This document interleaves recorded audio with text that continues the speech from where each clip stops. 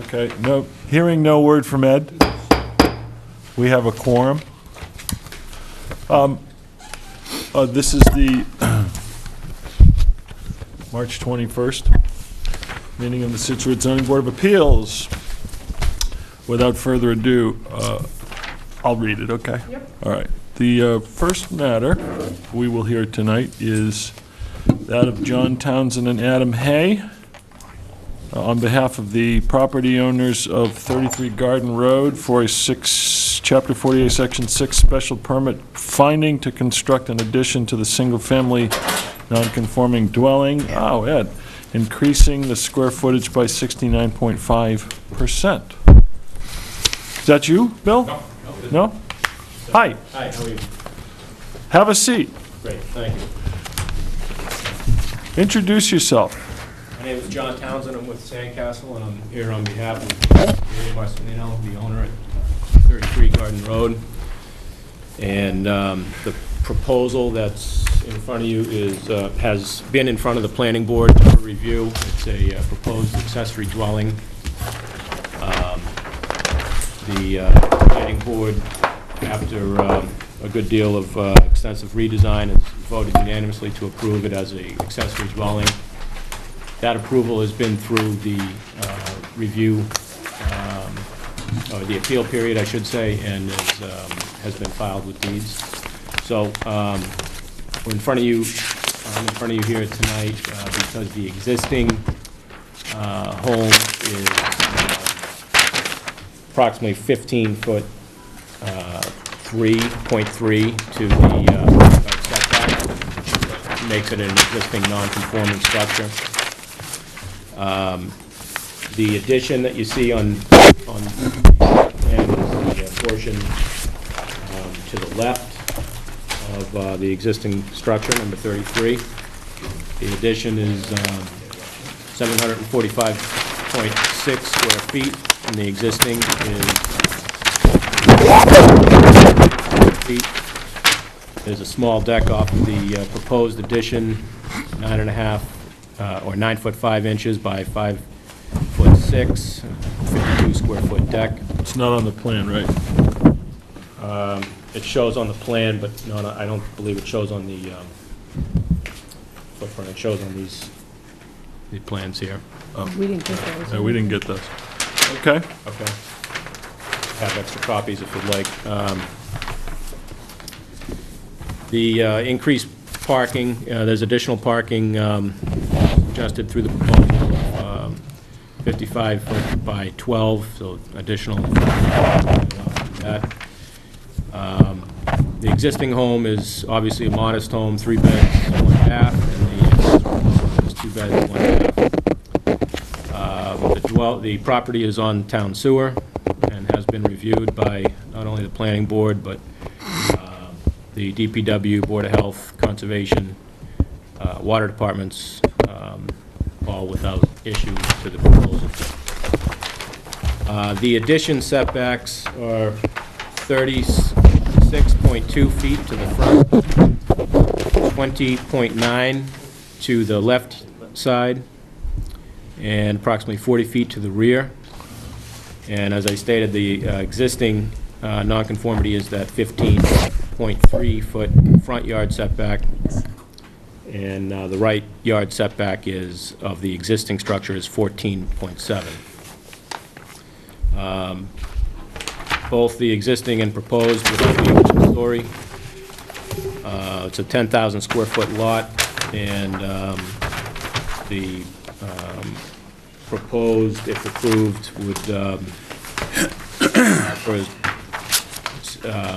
over 78% open space remaining on that property, where 30% is required. So I think, in summary, it's a overall dimensionally well exceeds the required setback areas and the open lot area. It's a modest structure, all 1 story. The existing is modest, as is the proposed.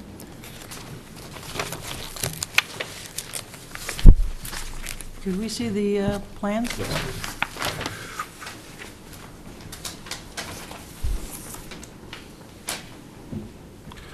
So the issues raised by the accessory dwelling have already been determined, so the only thing that's before us is the more than 20% And the, non-conforming structure, correct? and the front yard setback. Right, yeah, it's Yard setback's complies. not changing. No, but it is non-conforming. Existing. Yeah. And they're modifying, they're adding to it, so. But I wouldn't be surprised if your average front yard setback on garden is probably about that. Yeah, pretty close. I mean, I used to own 18 garden just here, and they're all the same house.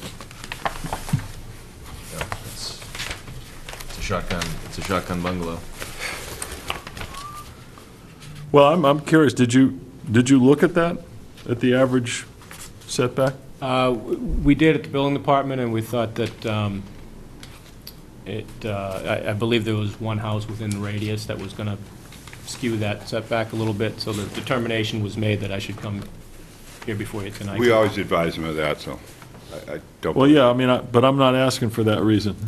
Okay. I'm asking because one of the things that we try to do when people try to create brand-new structures out of old non-conforming structures is to make them more conforming.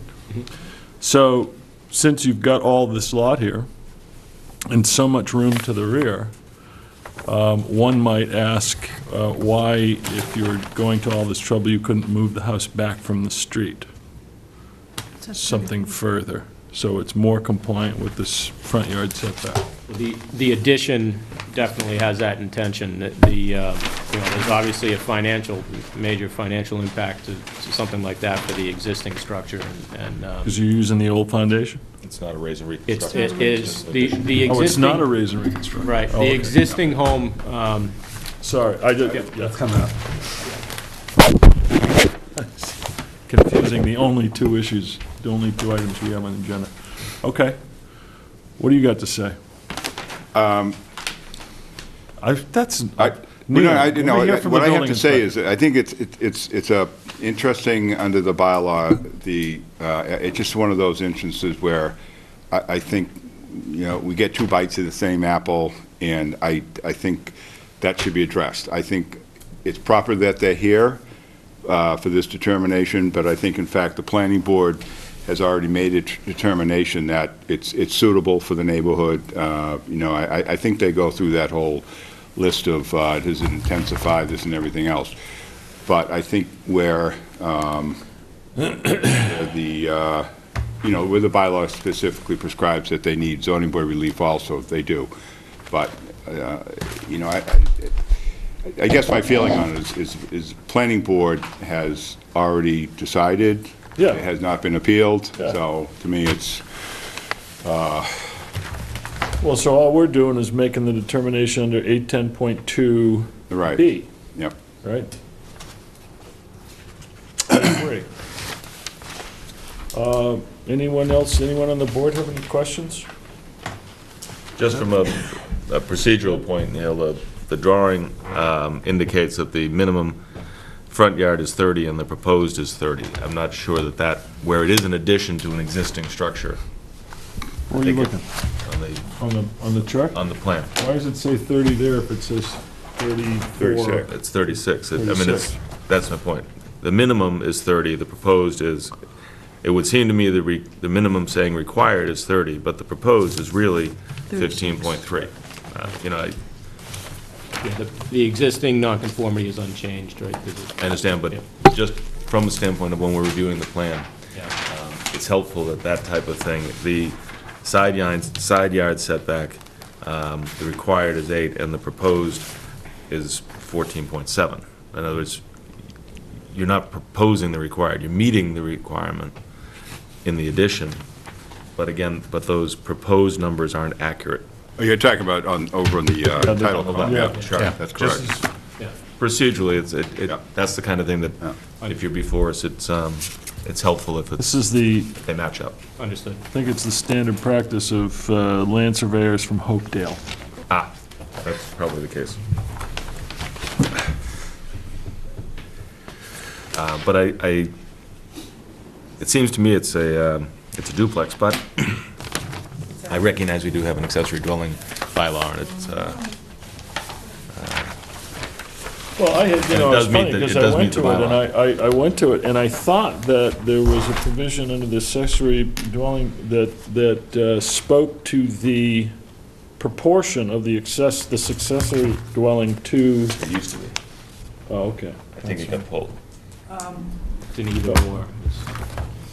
Yeah, What's the question? well, it's that there's no, that accessory, the determination of accessory has nothing to do with its comparison in size to the primary.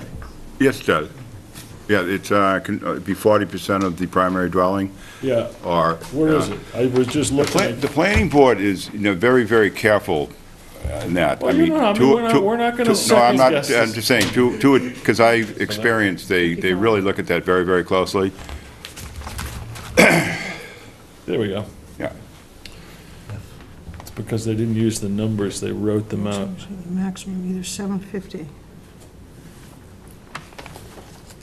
How much square feet is the new one? 746. Well, it's less than 750. I think the peculiarity of this lot is that 40%, the whichever primary, the existing structure, or the primary residence, is just so small that Right. it looks a Yeah. lot more like a duplex than Yeah. an accessory dwelling, but Right. it's just because we allow accessory dwellings to go up to a size I similar. think it's 40% of 750 square feet, whichever is larger. Right. Right. Yeah, that's how it goes. Seven- And, I think the protection, certainly for the neighborhood, is that within the special permit conditions, the language is quite firm that if there's, it has to be owner occupied. If it's not owner occupied, I'm sure we'll hear about it, and I have enforcement authority if it's not. So you can't rent it out to tenants? The accessory They, dwelling can be. the primary dwelling has to be owner Oh, occupied. primary And dwelling? they can rent the accessory to anyone they wish. Okay. Do we have a copy of the planning board decision? We have Yeah, I it was trying to do someplace. that. Off and get it, I just didn't know. What would be, I just want to see if there were any conditions that were. Mario, I have might it. need a key. I should have it too. You want it? Yeah. I have it here. Oh, okay. Is that recorded? Just got, And the, you know, tell you what, once we have your copy too, and then we can read it at the same time. I'll trust you to read it. Okay. Oh. Team up. We could just borrow it You for. want one over here? Thank you.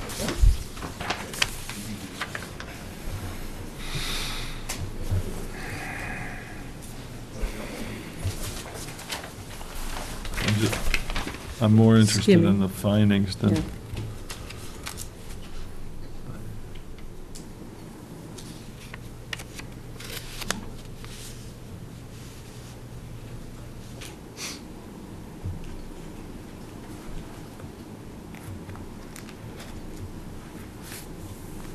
Ready? Yeah?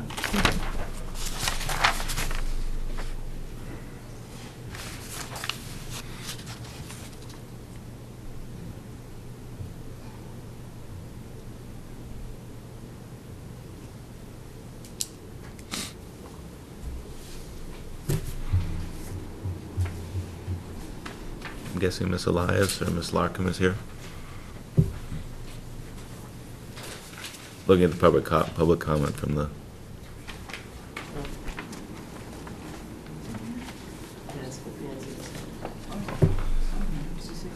there's a whole list. Let's see, Nancy, Barbara, Susan, Jean. Hi. Hi.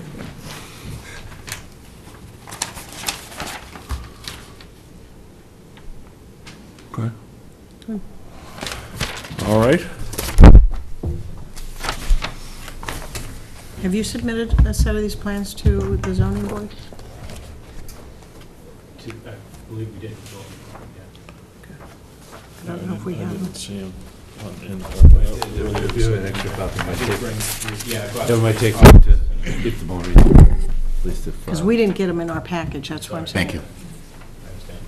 I did bring free copy. Yeah, they just need to be a part of the record, I think. Okay.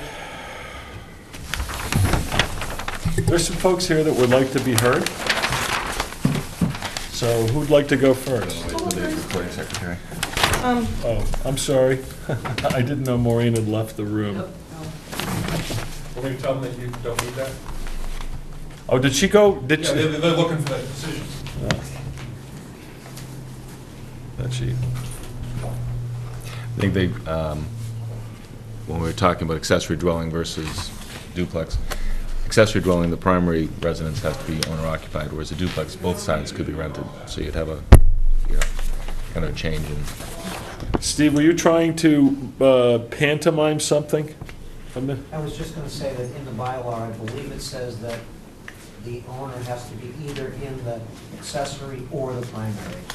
So as long as the owner is on site. It says primary only, doesn't it? I think I just read primary.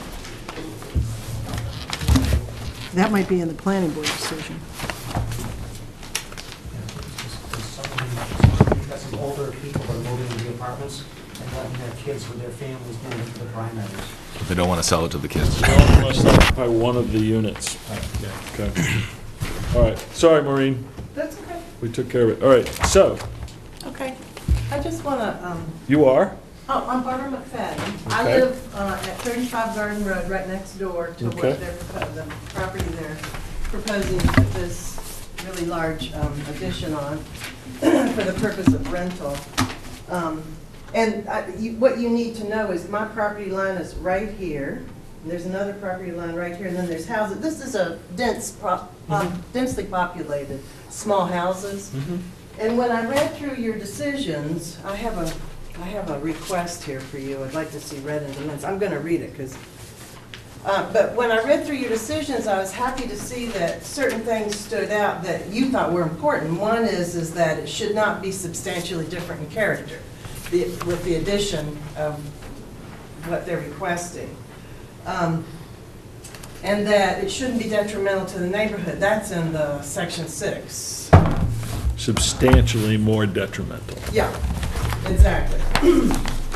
So as an abutter of the property requesting this permit, I contend that allowing the proposed structure to be built is detrimental to our neighborhood for the following reasons. The proposed structure is substantially different in character than anything in our neighborhood now.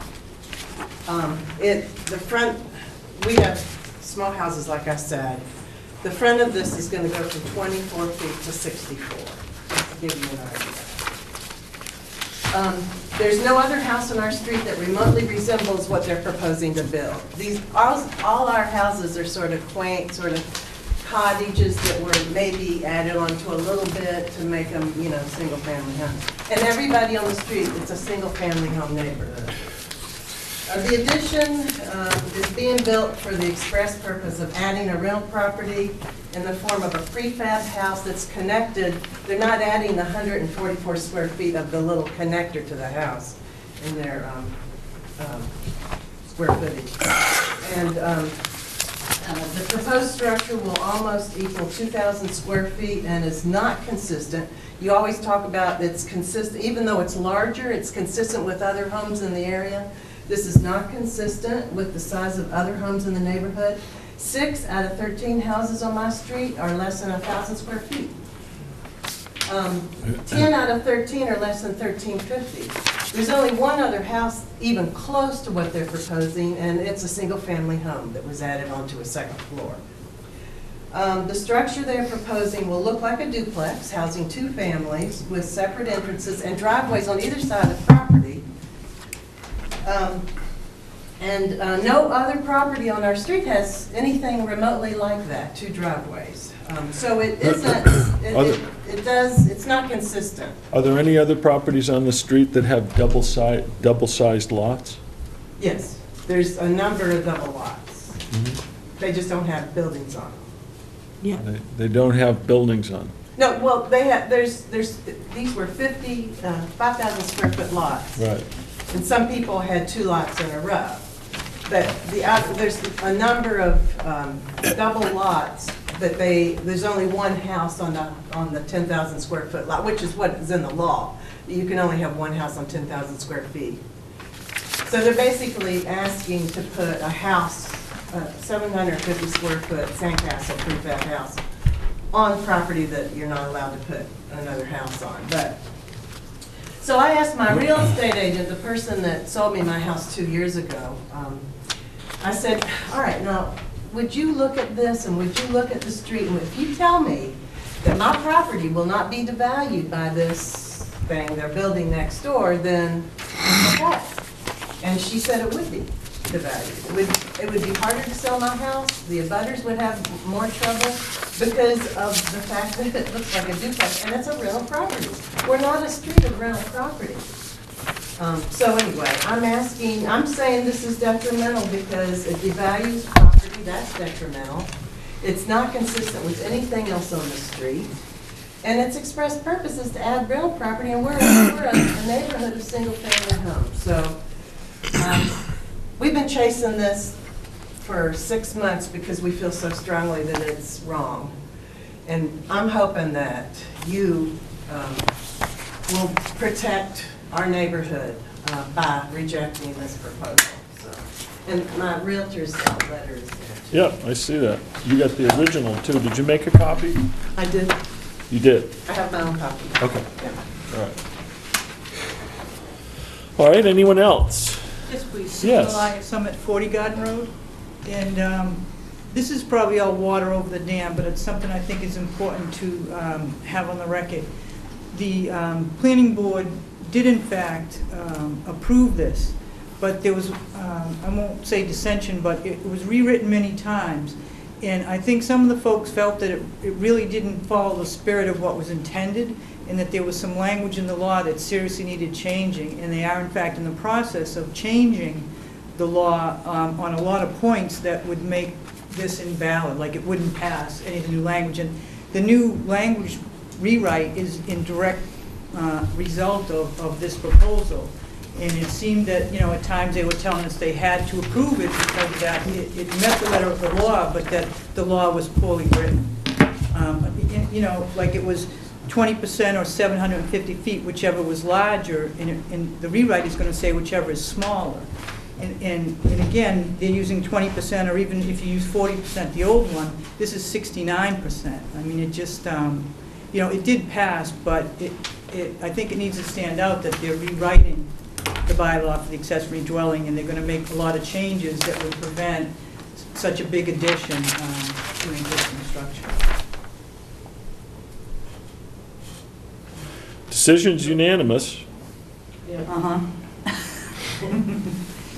Yeah. Yeah, but if you watched if you read the minutes of the meetings individually and watched some of the videotapes, I think you'll see that there were several members of the board that.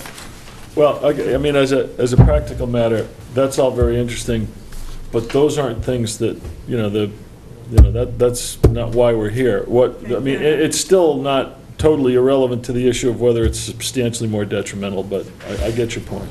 Thank you. And? Jean Briette at 38 Garden Road, and I am diagonally across. You asked how many lots are double. We have 10 out of 14 are double lots with single-family homes on them. So my concern, and I expressed this to the planning board as well, and I think that's what they heard clearly when they are talking about rewriting the rules for the planning board and accessory dwellings, is that we are an interesting little street. I mean, we are all these little shotgun houses, and what I'm concerned about is if this one goes forward and those houses all decide that they can make some rental property, our street, 10 houses will become two-family homes. And we will then have a whole street, 2/3 of our street will have duplexes or accessory dwellings, or whatever you want to call them, but we will essentially double the number of houses on our street, because everybody has set a precedent with this house, and everybody who's got a double lot says, hey, why not? I can have rental property, and I live here, I'm a homeowner. Susan has a double lot. She could go out tomorrow and say, I need rental property to help me sustain living, and it would pass. So we would have 10 more homes on our little street. And one of the thing about our little street, I'm the only house that looks like a little cape. Everybody else faces Longway. I'm the only house, well, Barbara and I are the only two houses that are sort of flush to the street, if you want to call it that way. I mean, everybody else has the shotgun house. So everybody else could take that shotgun house and make an L on it if this goes forward. And it would ruin our street. It would ruin the value of all of our houses and our ability to sell. Never mind the congestion for the kids walking to school and the cars and the, you know, I mean, how many foot driveway for 4 cars? Plus a driveway on the other side that can hold, they have a driveway, the length of the width of the property. If they put 2 driveways in, we've now added 8 cars. There's a driveway on the right-hand side that you can put 4 cars in with a garage at the end of it. And you can put a driveway on the other side for at least 2 more cars, if not more than that. That house can hold 6 cars. What are you gonna do with that garage? Yeah. There's no, except for painting it to match the the proposed. Painting it? I don't think it'll hold paint. I don't know of any, aside from upkeep, I don't know of any plans for that garage. I will say that the driveway, the parking was a requirement of the planning board. And also there was a lot of redesign through the planning board process, and as you see with some of the renderings here, to talk to the point of the look of the house, this was redesigned with the planning board to attach it to the existing house by way of the breezeway and create something that was architecturally pleasing for the neighborhood. It was also designed after other accessory buildings that are in that neighborhood on some of the other streets. And I would say that the setbacks, dimensionally, as compared to the lot, the setbacks for the proposed addition are, in pretty much all cases, more than double what's required. I mean, it's 8-foot setback on the left side, there's 20.9, but currently 15.3 in the front and over 30 to the front of the proposed addition. And similarly in the back, I believe it's 20 required and 40 to the addition. So I think it's really, and all one level. I mean, I think from a massing standpoint, we're talking about a very modest proposal, and I think you're right. I think the fact that the existing home is so modest makes it look like a large proposal, but to take it at face value and to look at the plans and the plot plan and understanding that there's over 78% open space on that lot, it's very modest, in my opinion. Ed? I'm very sympathetic, or aware of what the neighbors are saying. I at one time owned a property on this street, 1976 or 77, I think, as I owned and sold it. And the challenge you have with these 10,000-foot lots, it was a 5,000 square foot development, the whole area. For many years, undeveloped land there was maintained in separate entities, so the 5,000 square foot exclusion could be kept. But as people owned 2 lots together, they merged and became 10,000 square foot lots. If the applicant were coming before us to raise and reconstruct this property and to put a 2-story colonial with 5 bedrooms within the setbacks of the 10,000 square foot lot, which is a legal lot by zoning, they wouldn't even have to be before us because it's not even an undersized lot. There's nothing non-conforming about this lot. So really, the making an addition to the home is clearly within their rights, with the exception of the proximity to the street. That's the one non-conforming here. That's it. I mean, I can't think of any other. Proximity of the existing. The proximity of the existing to the street. But if they were coming before us to do an addition to this, and nothing to do with it being a 2-family, there'd be little on the zoning board's plate to discuss, other than could they relocate it back a bit from the street to stay consistent with the neighborhood, or at the average setback. The use is the planning board issue, and unfortunately, I don't think we have a say here that I can see. But I guess I would challenge the idea of it necessarily lowering values in the area. When you have homes improved on a street, typically the value of the street can go up. And I say that, I wish. well, I say that having been around real estate for my whole life, and my parents were both involved with it, and I've been a licensed real estate agent since the 80s. So I have some degree of knowledge in it. An improved property is an improved property on the street.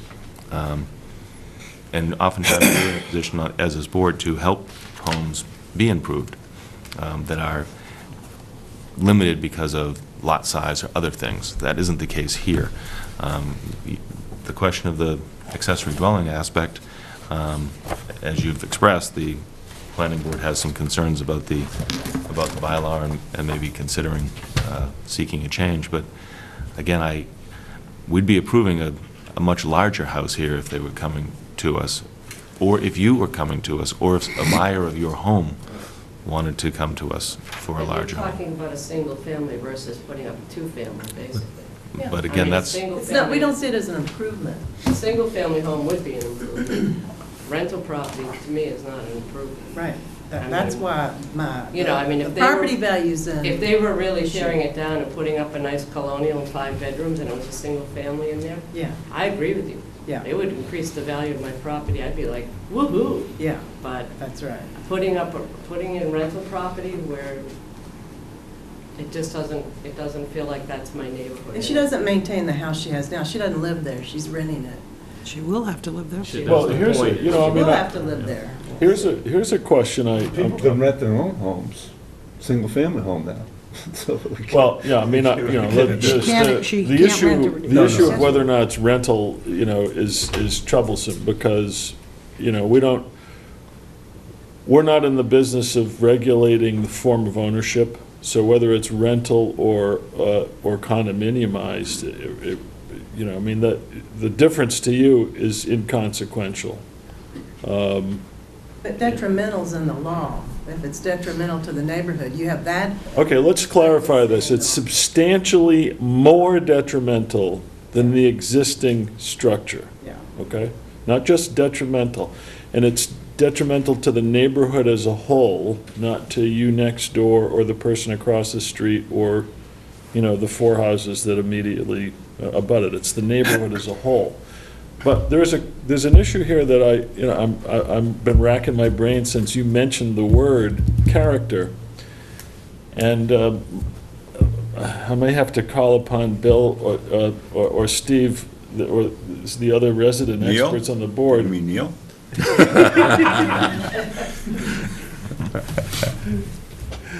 I was just, giving you I just have a comment to Well, make.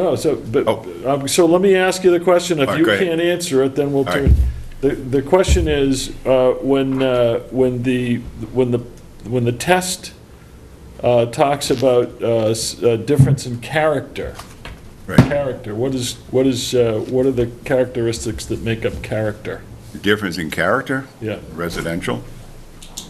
I mean, Just the the use. character's residential. yeah, just the use, not the architecture of the home, the color of the door. No, because we don't control architecture. Well, no, I'm not saying whether we controlled it or not, I'm just saying, what's the Well, I mean- definition of character? Where we don't have design requirements, Right. as they do in some towns, I don't think a board can take it upon themselves to impose design requirements. Right, So, And I would also, if I may add, please, have we seen a design? Because is it a one-story? yes. Yeah. One story. I mean, how, I just don't understand. It's actually. What I want to say, I did a little quick math. You could have a single-family dwelling, 12,000 square feet there, 8 feet from the sides, 20 from the rear, 30 from the street. I would have to give them a building permit. And as Ed said, they could rent to any number of people who might be, not fit in, unsavory characters, whatever. They could. We don't control that. The control here, if you read the special permit, the planning board has a right to knock on the door, say who's living here. They put in all sorts of controls in here. They're aware of the concerns of the neighbors. If a owner, in the idea of accessory dwelling, if an owner is occupying one side of that dwelling, they're not going to have, wild parties and everything else on the other side of the dwelling. They'll control it. The problem is if they rent it, to two different parties and nobody's there to control it. And I really think that issue was adjudicated at the planning board. I don't believe the permit was appealed. And we're here, Right. trying to debate something. It's already been debated. It's already been adjudicated. Yeah, but that's the other sort of question I have in the back of my head, and that is, in the exercise of our confined responsibility under 810.2B to determine whether or not this is substantially more detrimental to the neighborhood, are we permitted to take into consideration the factors that have already been adjudicated by the planning board? Or are we dealing solely with the issue of, now the only issue being left for us to determine, because the fact of it being a rental unit is off the table, and its compliance with the accessory dwelling, all of the dimensional or whatever, those are all taken care of. So those considerations, can we consider those considerations in determining whether or not it's substantially more detrimental, or are we confined to whether the mere fact of the increase in the size by 69% itself constitutes something that's substantially more detrimental? That's Bjorkland. And I would just suggest that if Kevin here for two-car garage, same size, I think the meeting would have been over half an hour ago. Well, not half an hour, yeah.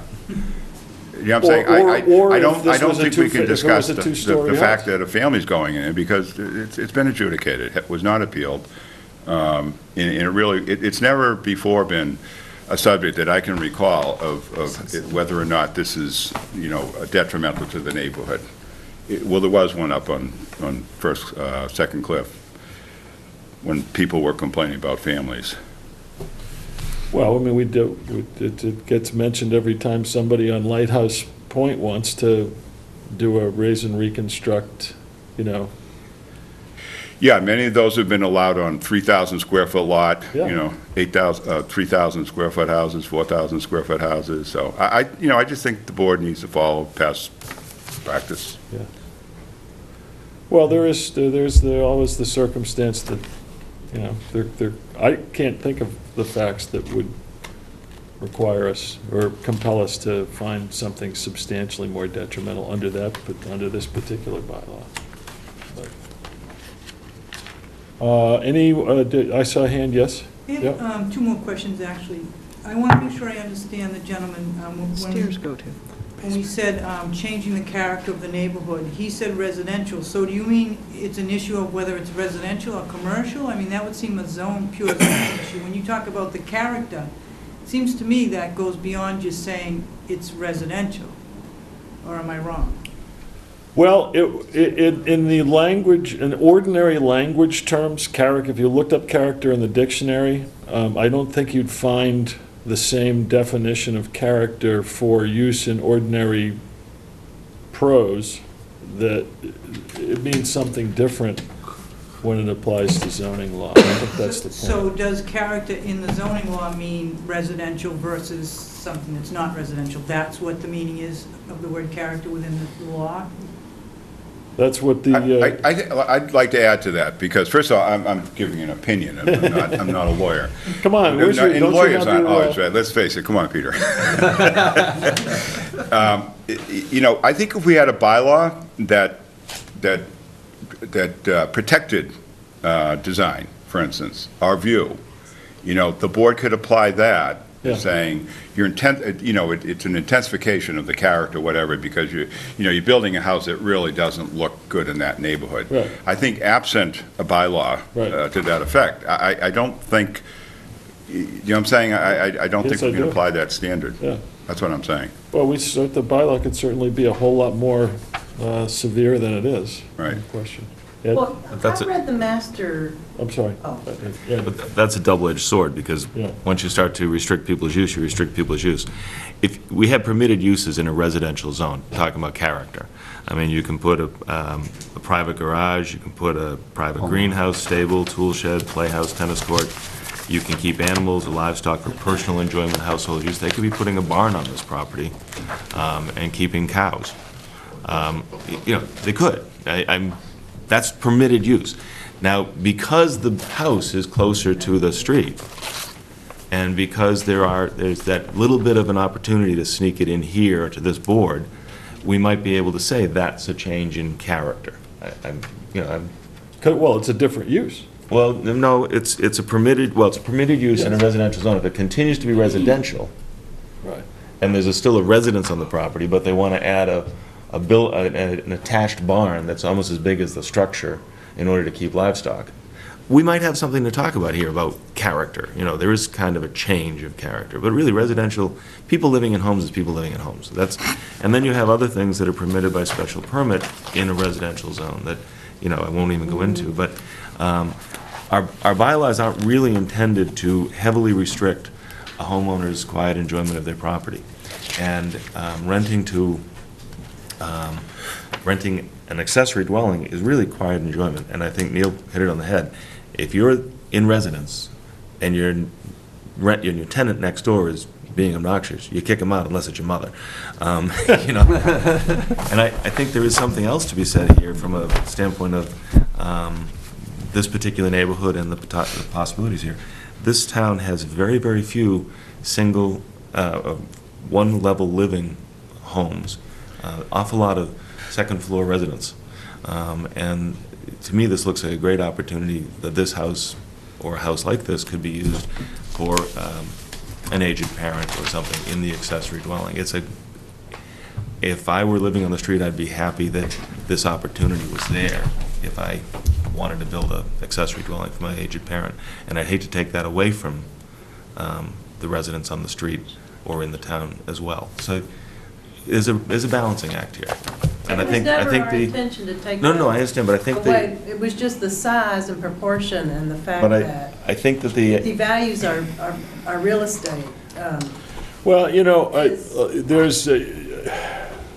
you think it's going to devalue your real estate. I read your agent's letter. It's useless. I mean, I just to speak bluntly,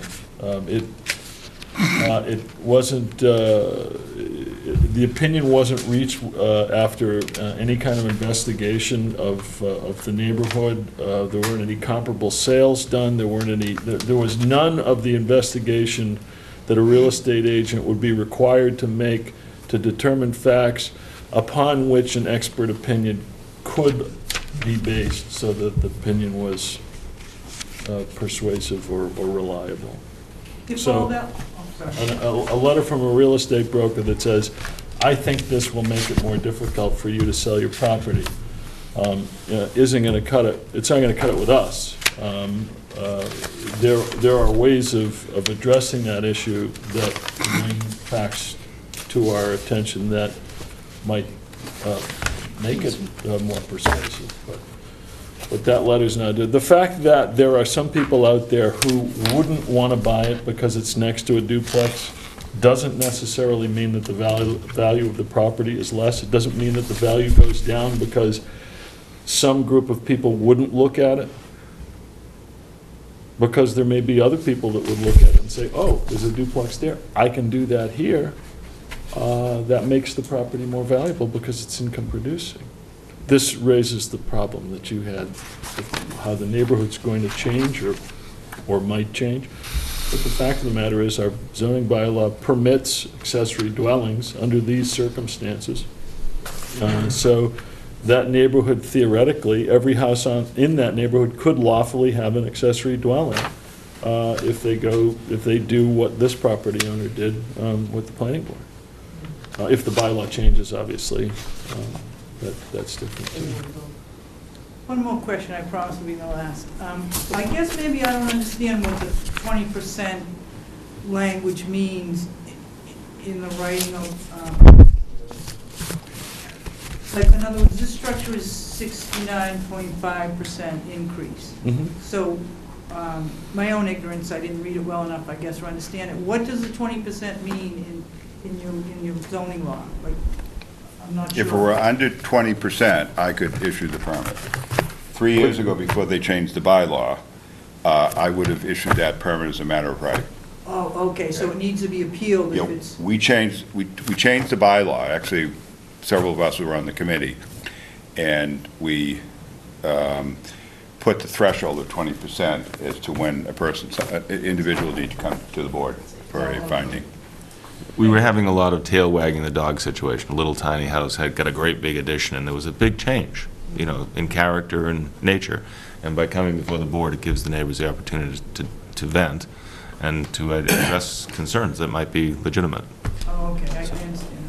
Not that, I mean, I don't know how many, I haven't really been here that long, less than 10 maybe. But I don't think that we've denied an increase, raise and reconstruct. We've done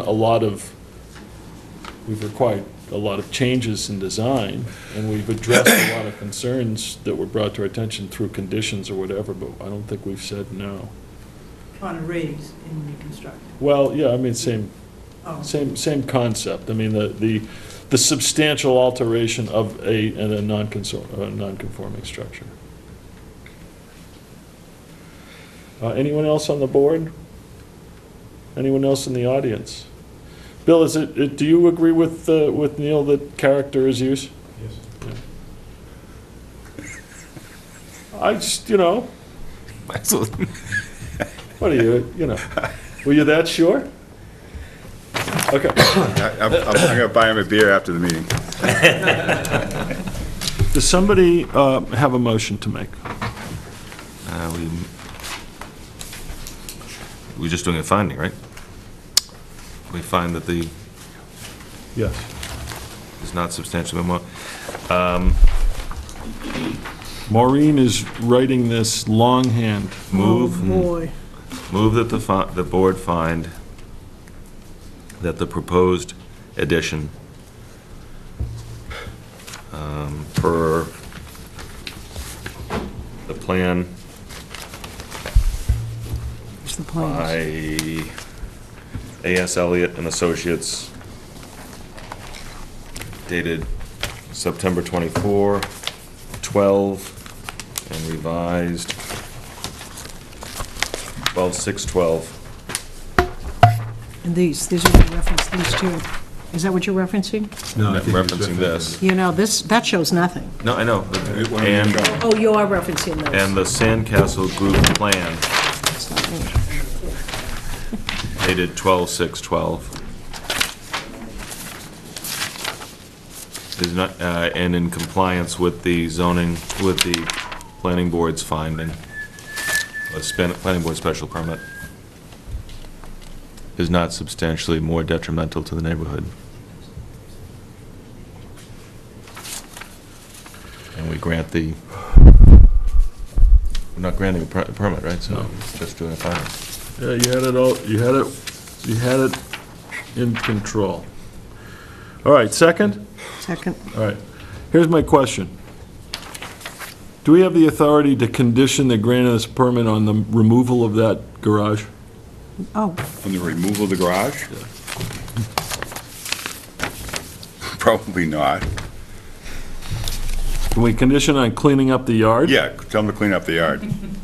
Then it'll save me telling them. Save you from doing it. There's somebody, Steve, would you have something you want I to, just want to make a quick comment. I think the motion that Ed was making was to grant a special permit, and isn't this just a finding? Because they're not really... No, I said to make it a finding. Yeah. No, I said we're just making it a finding that it would not be more detrimental, substantially It more hasn't detrimental. increased the Clean up the yard. non-conforming nature. Because the addition meets the setbacks. okay, now you just got to shut up. Perfect, I said my piece. Well, actually, to be careful, I'll be volunteering.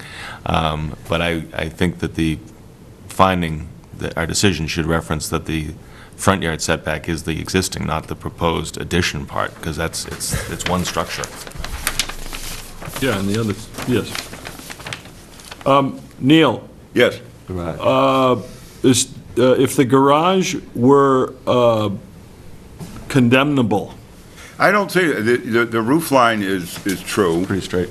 I don't see any, they should replace the window, they could, I mean, if we're here to talk about aesthetics, there's, they could certainly gussy it up, and, all the stuff on the roof is droppings from the tree. Probably on a Someone had slab. to wait a minute, you Huh? mean I don't see, there are screen doors in the tree? No, I said on the roof. Do you have the front view with the garage door itself? Yeah, kind of. That's just really horrendous. I'm sure if you put that condition in there, Peter, they'll take it. I don't think we can put that in there, literally. Not that I wouldn't want to. You can ask the applicant. Maybe they would volunteer. What are you going to do with it? To be honest, I You don't hadn't know. had that It's not your conversation, but I know that her plan is to occupy, assuming it is proposed, it's approved as proposed, to occupy the accessory dwelling while the existing tenant is already on notice to leave, and then she's gonna fix up, on a separate permit, fix up the existing and make it the way, because since it'll be larger, make it the way that's better for her and her children. That's her plan. And I would assume that that includes the garage, but So she's got a tenant in there now. she has a tenant in there now that's on notice. Probably why it looks that bad. It is absolutely. I mean, I've rented plenty in my life, but Yeah. that's really, it would go a long way, I'm sure, with her neighbors if she cleaned up her yard. She is adamant that she interviewed the tenant and talked to references and everything checked out, and she through the whole planning board process, there was many meetings apologizing for that and letting everyone know that they're on notice. They're also older, and she also at the same time felt bad by having to move them on, but at the same time, she knows what needs to be done. Just a curiosity on, if I may, the utilities for the new structure are, is there a basement? Yes, in the basement of the new structure. And does the existing structure just have a floor-mounted furnace? Do you know? I believe A lot of them just had a single floor-mounted furnace in the middle of it. It has this. I believe it's in the basement. They do have Upflow with plenty. The old gas It's just the furnace. old Yeah. gas floor furnace. that It's the flippy mittens. float, yeah. They burn. I'm only saying it because if I were contracting this, I'd be looking to make sure I had a heating system that was going to be able to accommodate the two structures built into the new structure, just so that doesn't become an issue down the road. It's like a big box. I mean, if she's looking to do an Open addition, overbuild the furnace for her, give her, give her a favor, put a access to Pick go out through. her appliances, too? What's your opinion on that, too? Yeah. Okay, any further discussion? Anybody want to condition this on anything before we decide whether to approve it? Good. All right, all those in favor of the motion signify by saying aye. Aye. Opposed? No. Okay, the permit's approved. We will, Maureen doesn't know, because she doesn't have the chart, who's writing the decision, but do you have a time? Is there a time issue here? We have up to 90 days to write a decision, so. Oh, really? Well, if that's the case, then yes, but I was assuming that, it was usually a couple of weeks, a week or two, but That's Want me to volunteer? dreaming. Sure, I'll volunteer, I'll take the Yeah. material. yeah. She could take 6 months getting the tenants out. If they're that elderly. process is underway. Yeah, Maureen? Does he leave Volunteer, involuntary? so that way I can, or is it a year? Might be a year that you can get elderly people can stay in. Not sure. Long time. Clean up the yard. Just tell her to do that. Great, Okay. Thank you for your Thank you. time. Thank you. thank you. Sorry we couldn't get on board with you. We tried. Yeah, you did your best. And you were polite and thoughtful and informed, and that was really helpful. You know what, you should, the neighbors, you should also consider, I was suggesting that you should consider talking to the town planner and offering to participate in writing a new bylaw for accessory dwelling. Yes, and then that Nice. It's always, it's most important for people who it's most apt to affect. yeah, they asked us specifically. Good. So, yeah, we'll be very involved. I have my own issues with that bylaw, you know. Just so you know, you're not the... I'm still trying to figure out why I need to write a check for $7,500 to the town to run a water line to my barn. That's for the water? Yeah. The water. Oh, this is for the meter. Yeah, It's not the line, It's not in the bylaw, No, it's the same meter. huh? Yeah. Yeah, that's still don't know why you kind should of have a to- different, Well, because I don't want to have to sue my town. Oh, why not? No, actually, what I don't want to do is argue with Al Bangert. go. I forgot. We're on the air. All right. The green light is on. Oh, my phone's ringing? Oh, it must be John Danahy. All right. Second item on the agenda is the application of Michael and Colleen Gary of 19 Linda Lane in Scituate, seeking a finding under a special permit pursuant to sections 810.2, 950.2B, 950.2D, and 950.3, and any other provision, and Chapter 48, Section 6, This is an iPad. that this reconstruction, extension, alteration by raising and reconstruction of a pre-existing non-conforming single-family dwelling on a pre-existing non-conforming lot will not be substantially more detrimental to the neighborhood than an existing non-conforming single-family dwelling at 23 Parker Avenue. Good evening. William Orenberger. Hi, I'm Bill Arnberg. I'm here tonight with Mike Geary and Paul Marabito. And in essence, before I turn this over to Paul to explain this, is Gary's a Scituate resident. They have a young family, and they're excited about building a new home here. And the existing home, which you have, this is in an R2 district, and I think Paul will go over this. We're actually making this less non-conforming than it presently is. It is 14,217 square feet. The lot frontage is 93.14 versus 100. Lot width is approximately 95 feet. And the front yard setback is less than 30 feet. It's 14.3. We're increasing it a bit. And we're also eliminating one of the other dimensional setbacks. Paul, go over this. This is not in any overlay districts. And as you'll see, right next to the road there is a shed, and that's labeled on the plan that's going to be raised. I'll go over the criteria this a minute, but Paul, why don't you show us? The existing dwelling is known as 23 Parker Avenue. It's at the end of the layout of Parker Ave. The lane to the west is the Scituate Country Club. What hole? Actually, that's the green for the 8th hole. The existing dwelling is shown in brown, and the blue outline is the outline of the proposed house and the porches that would be associated with the proposed dwelling. The current setback in Parker Avenue is 14.4 feet. It'll be increased to 14.8 feet. On the westerly side, the existing setback is 7.4 feet. It'll be increased to 10.9 feet. The other setbacks, the side yard on the easterly side and the rear yard setbacks conform to the setback district, that being 15 feet versus 15.3, the rear yard would be 30.4.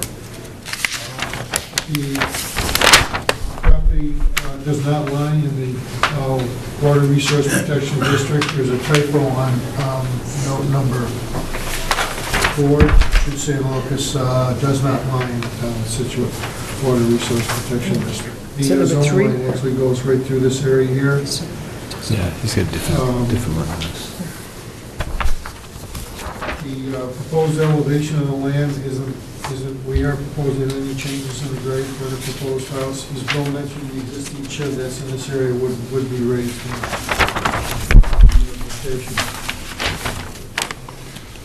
The increase in the gross floor area is 115.3%. We arrived at that by taking the increase on the proposed architectural dwelling.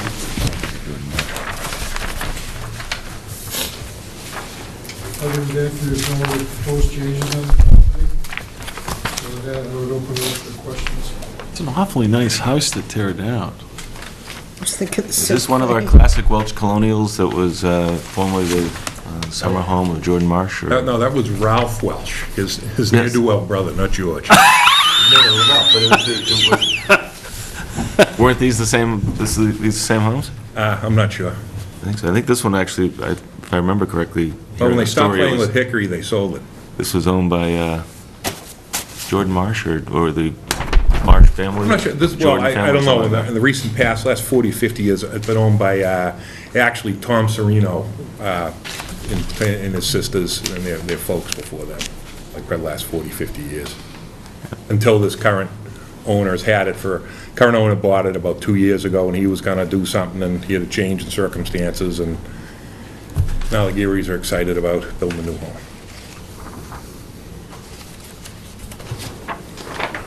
It does have a nice view. Huh? It's got a lovely view. Yeah. I note, Paul, that you've adhered to your standard practice of reducing nonconformities by less than a foot. Appreciate that. Like the 4 inches? Thank you. At least he isn't within 3 feet of the Inches matter. of the lot line. That's the 5 inches down, it's 24 feet to be. Oh, yeah, okay. Seriously, you could design a house that actually complied with the front yard setback, couldn't you? Well, Wouldn't be as big. actually, because if you look at the rear, we meet the rear's pretty close, but actually the topography of the lot, Peter, it literally from the road, it slopes off pretty precipitously To the back? to the back, yeah. Oh, this is where the camera doesn't pick up the angles. Well, and this part of Parker is not a developed street. And then all of a sudden, Parker is not developed here, is it? Yeah, it's paved. It goes up there, but it's probably like single It's a width. drive, it looks more like a driveway. Yeah, it's probably like 10 feet wide, And yeah. I understand it's a way that is, it's a 30-foot way, but it's. Right. It's not paved to the full extent, absolutely. But it does slope off significantly downhill. Is the, is that front portion there, is that garage? Yes, it is. Okay, so you'd pull, Actually, the garage, the garage on this is, in other words, the driveway, you come in and you go to the side. So the Right. openings of the garage are actually facing Moreland. Right, okay. All right. no plans of the house? Actually, I have, these are just, This is, these aren't building plans, but they're, there's no real street here. So this is gonna. Oh, I see. This is, looks like, when you drive up there, this looks like a driveway. I thought it was a different house. What is Parker? Oh, I see. See, we're on the other side of the street. Yeah. The Parker's a legitimate road here. Yeah. This looks like a driveway going up to this house. And this house fronts, I believe, on a driveway up They're gonna be by Moreland. themselves pretty much. Driveway up aren't they? Moreland. Moreland's down here. It's Moreland. So there's a road that comes up here to this house. Just all woods and nothing there. And this is kind of by itself. So this is gonna come in and just do that. I see. Because of this property is on Moreland. All right. In my recollection. Here's It's the, huge. Neil, you got anything with this? Great ocean view. It's a good thing you're not on Garden Road, I'll tell you that, with the size of this house. oh, we promise we won't get an accessory Yeah, dwelling unit. why would you need one? Oh, now I can see the slope off, because that gives you, It's a walkout? walkout in the basement, yeah. Nice. And that's Yeah, the indoor North River, pooling. that's the North River Basin out there. Yeah. Nice to me, I wouldn't want to, Got your own Clean this little house. pitch and putt area there? Is that a stone wall? There's gotta be a stone wall. Is there a Yeah, fence? there's a field stone wall on the edge of the, Paul, field stone wall on the edge of the course, isn't there? Yes. Yes. But you can go over it. Yeah, oh, yeah, it's Oh, yeah. You're right down the fairway. it's surmountable. Easy access. Yeah, okay, all right. Well, that's Peter, very, what I forgot to mention was that the house is on town sewer and town water. yep. That is quite a place. So how many square feet is this? It's approximately 5,600. Big heating bill. There'll be 7 people in the house. Yes. And Yep. 5 children. There's five little ones. Really? Yes. You got a quiet room? Hopefully. Yeah, over the garage. it's not what it's called, though. It's called the padded room. The family room downstairs, it locks from the inside. Do you have triplets? No triplets. Oh, I seen 3 beds in one room, I'm thinking. Okay. Anybody have any serious questions? Anybody in the audience? Okay. Who's got a motion? I need a motion. Don't all jump at once. All right, so we're looking at us, we're just looking at a raise and reconstruct finding again, right? Do we need a special permit? No. Well, let's see, what were the references to all of the other sections? Yeah, I threw in all the references to the special permits in 950.3, just in abundance of caution. Yeah. Usually the belt and suspenders. Well, you're going to write the decision Yes. anyway. There might be a proposed decision even available. As a matter of fact, I will submit, Nicole, on Monday, I'll submit the decision to her by email so that she can circulate it. All right. Because actually, the other thought is, Mike and Colleen have under purchase and sale agreement, and it's, they're closing as soon as this permit is issued and the 20-day appeal period's up. Okay. I have the decision right here now. All right. That being the case, we looking for a finding, we're looking for, you've referenced everything. Oh, why don't we have a finding and a special permit? On section 820, 810, excuse me. 10.2? Yeah. So we'll move that the board find and grant a special permit under Scituate bylaw section 810.2. 10.2B. Actually, it's just 10.2, the little paragraph at the end. Oh, yes. The that's right, unnamed you're paragraph. You're right, the unnamed paragraph. I tried to get that paragraph named. There's going to be the Moran Amendment. Based on the plot plan for 23 Parker Ave by Ross Engineering dated February 26, 2013. Are there any revisions on it? No. That the raise and reconstruct is appropriate for the start, well, whatever. Right, and that the application meets each of the requirements for granting of a special permit under 950.3. And that, actually, maybe one other thing, I think Paul's plan differs a little bit from the one submitted. He might have some updated figures that we might want with the gross square footage and stuff on his plan, so if we could submit that. That's the same date. I think it might be the same date, but he's got some other changes on yours, in the notes. It's not the same one. The notes are different. Right. I don't know if we need I think your notes is the gross square footage is, Gross square footage, but it's also in the permit application. I'm not sure, but maybe 5695. Yeah, I don't have any of that stuff on this. I don't know if we want to submit that with You can just the, leave the board, just to give us, peel it off the board. Yeah. Yeah. That's the same date? Yes. All right. That section should be 610-2, No. This is dated the 26th. I think you said the 22nd. You took one 810? No, well, maybe. 810.2. 23 Parker, dated the 26th. It's even, that's No, the it same. isn't. He has that's the same- 26. That's He the just- same job number over there, too. He just added the notes, and we didn't get those. Yeah, that's on 20%, Paul, it's down here. Yeah. It's not it. Maureen, let's make that plan part of the name file.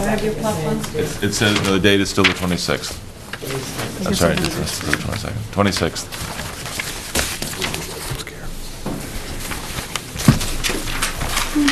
All right, Maureen, you got that motion? Excellent.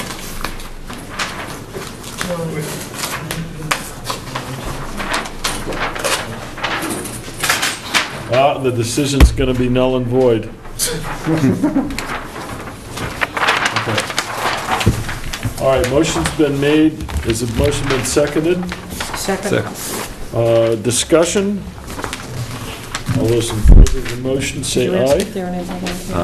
Aye. There is nobody here. Well, there's some person there. No, I already asked. That's the owner. Okay. So as I was saying, in favor of the motion, signify by saying aye. Aye. Aye. Aye. Should we do it together? Aye. Aye. Opposed? All right, Thank you very much. there you are. Is there any other business to come before the board? Hearing none, motion to adjourn. All those in favor? Peter, they do have a pretty good view of Moved, the seconded. the two holes right there. Which one is it? It's this one right here. Those are, Yeah, yeah. Nice. yeah, I see. A That's a couple, good hole, too. I'll see my house on this. Are we off the air? yeah, where I don't have the